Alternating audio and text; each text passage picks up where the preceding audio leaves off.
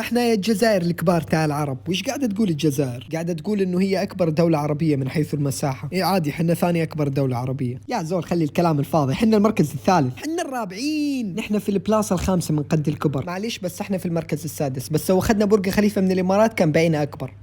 وين راهنا كيهمناش المساحة، راهنا وصلنا للدومي فينال. صوماليا WAA دالكا. مش مهم انه اليمن المركز التاسع، المهم انه احنا اصل العرب. صح انتوا اصل العرب، بس احنا اقدم دولة بالعالم. احنا المركز ال11، بس احنا الدولة الوحيدة اللي اسمها سلطنة. تعرفوا شو؟ صح احنا المركز ال12 كأكبر دولة، بس لا تنسوا احنا المركز الاول كأجمل بنات وشباب العرب. احنا تونس الخضراء وكهو. يسعد دينك يا زلمة، المسف الاردني.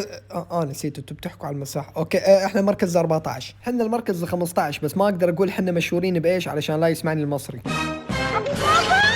فلسطين في المركز ال16، بس القدس في قلوب جميع العرب. حد عنده اعتراض؟ الكويت مركز ال18، تدرون ليش؟ لأن رقم 8 يشبه الديد. حنا دولتنا مرة صغيرة بس فلوسنا وايد.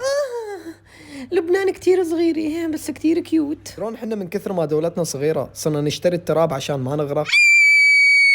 ما بحب الغرق.